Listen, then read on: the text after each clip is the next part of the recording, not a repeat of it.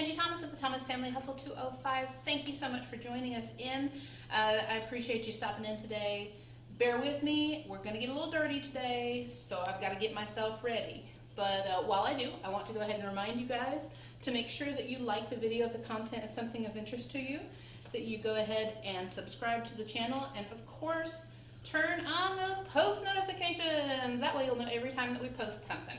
So we're going to roll up our sleeves today, and we are going to process shoes today. I've got a whole plethora of shoes that we picked up from the thrift store over the last week or so, and we just haven't had a lot of time to get them processed. So today I'm going to show you the process of getting them cleaned and getting them taken care of. First I want to start with a cool pair of Nikes that we picked up earlier this week, actually, a couple days ago. These are already in the sink because they had a horrible problem with nastiness on the bottom. So I just turned my faucet on to the spray function and high power and got them all cleaned out the best that I could there. They look 1,000 times better. However, I'm still faced with another problem. We got a lot of funk and dirt going on in the green section of these shoes. So I can't show you brands, sorry guys, but I think you got the idea. You can pick up your spray and wash type product and you'll spray them down real good. Some people will choose to put these in the washer, and to each their own. If it's something that I can do by hand and just knock it out, I'd rather. I do have an old toothbrush I always keep on hand for shoes. And we're just gonna, they're already slightly wet on the top as well from when I was doing the bottom. So they already are wet. Now we've got our cleaning solution on there. Just give them a good scrub. I'm just going to do a little one side to show you what we got going on. I'll go back and do the rest later. Okay. Alright, already that green looks a whole lot better than when we brought it into the house. However, as you can see, the bottom here is not so clean. First I'm going to go ahead with my toothbrush. If that does not work, then I will get out my magic eraser. I always have a magic eraser. It's a little beaten up, don't judge me. I do a lot of shoes. I've got my magic eraser ready to go if needed.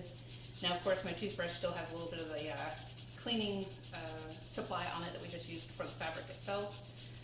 So we've got some added muscle for our shoe cleaning.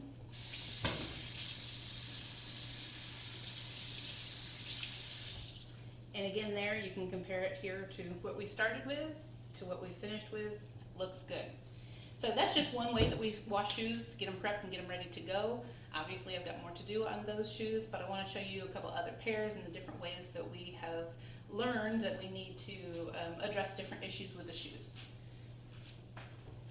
Now, here's a really cool pair of KDs. I believe that's Kevin Durant, does that sound right? Just pulled these in this week, so I have not de-tagged them. There's no price tag there, no price tag here, but gosh, I mentioned this before, drives me crazy. So what y'all do, I'm curious if you guys have some comments or tips, pointers, information that you want to share with me about how you get rid of the prices on the bottom of the shoe. I'm down to listen. For me, there's a couple ways. Depending on the color of the location, if it was on black tread, I would use a black Sharpie and just kind of bubble it in. This one's in a sort of white area, so I'm going to use a silver Sharpie, and I'm going to cover it up the best that I can. Once that Sharpie sets, you will not know what it said underneath. Some people I know use the trick where you use a dry erase marker and you run it over the area that the price has been put on it, and then wait a moment or two and give it a good wipe. I've not had good success. I'm also familiar with taking some alcohol, rubbing alcohol, and on the tissue or napkin or something of that sort, and scrubbing it at the price tag. That way, it has only dulled the price for me. It has never removed the price for me, which is the whole point. So why put in the muscle, the effort, the arm work, if we're not going to get to a 100 status. So as I'm reviewing the shoe to see what I need to do, I see that we've got some funk here in the Velcro. fingernails are great for that, just saying. Sorry boys, I apologize. Grow your fingernails out, that's all I got for you. And we want to make sure that these are as clean and good looking for marketing purposes as we can. So that's so much better. And this side looks good. These are things I would recommend assessing before you leave the store or make your decision to purchase. A lot of times Velcro will sort of be on its deathbed, if you will, where it's not very Velcro-y. So do make sure that you assess those kinds of things before you make the purchase. If it's not worth it, then it's not worth it, and you just need to use that to help you to judge that. So I'm looking, I don't see any major strings or anything that's popping out. However, I have a little spot here on the swoosh. I think that would be fine. I don't want to get the whole shoe wet, there's no sense.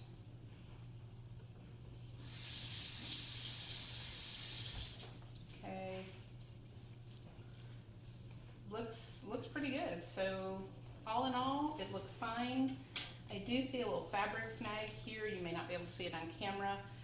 So when I take my photos of this, I will take a special close-up photo of the snag just to make sure that the buyer is fully aware of what's going on with a pair of shoes that they're interested in. Now, so these are really cool. They're old. They're an old pair of Jordans. So I knew that these were old when I saw them on the shelf. They're 2011s. I knew that they were very original. I remember seeing these way back in the day. That feels awful. Back in the day, 2011. Anyway, gosh, 10 years ago. So I knew that these were going to be worth something. We did look them up. The comps are really good. So I knew that this was a good buy at $6.99 at the thrift store. However, I'm pretty confident you'll be able to tell with the lighting that this is not a crisp white anymore. We all know that white is awful to try and keep clean.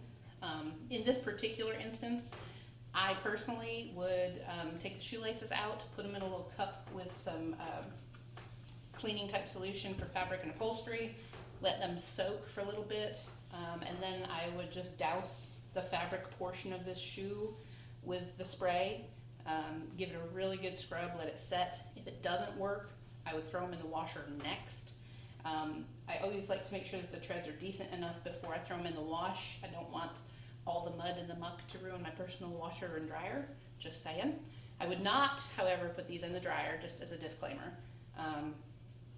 Magic eraser will clean this up, toothbrush will clean up the bottom, and like I said, this is going to take a little bit of time and effort to scrub at this. So let's see what else we got.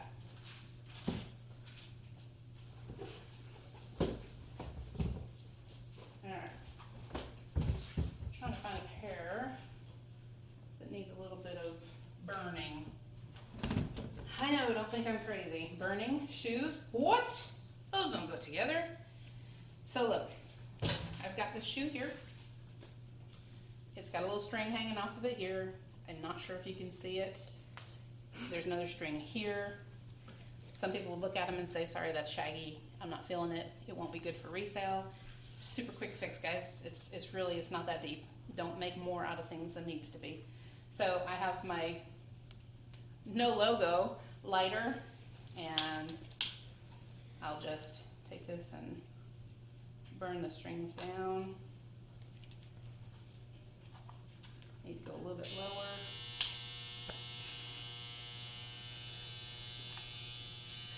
Okay, and I got one more.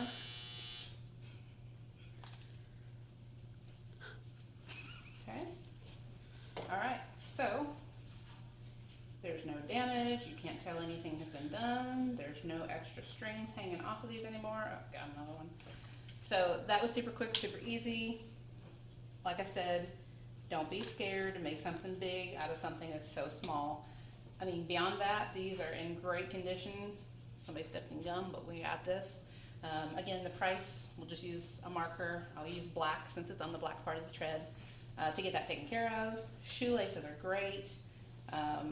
Really, on this pair, no cleaning is really necessary beyond the bottoms, and that's super quick and easy. So I hope that this has given you a few ideas and insights into prepping your shoes for photos.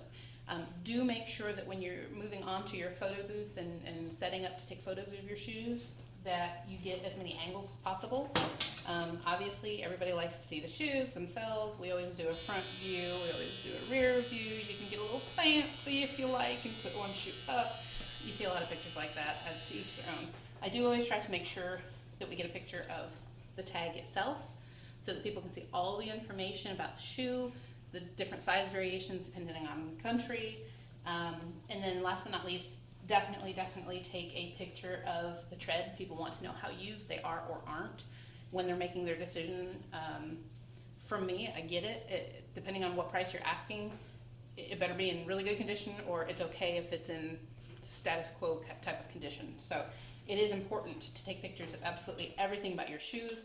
If you do see a small problem anywhere, a scratch, a ding, maybe the foam at the bottom maybe has kind of been scratched up, any potential complaints that you'd receive about your shoes, I am telling you now, get a picture of it, put it in your post, and as you're listing your shoes, make sure under the used condition where it says pre-owned, and it gives you a little box to further describe that, definitely mention taking a look at the pictures for more information or more details.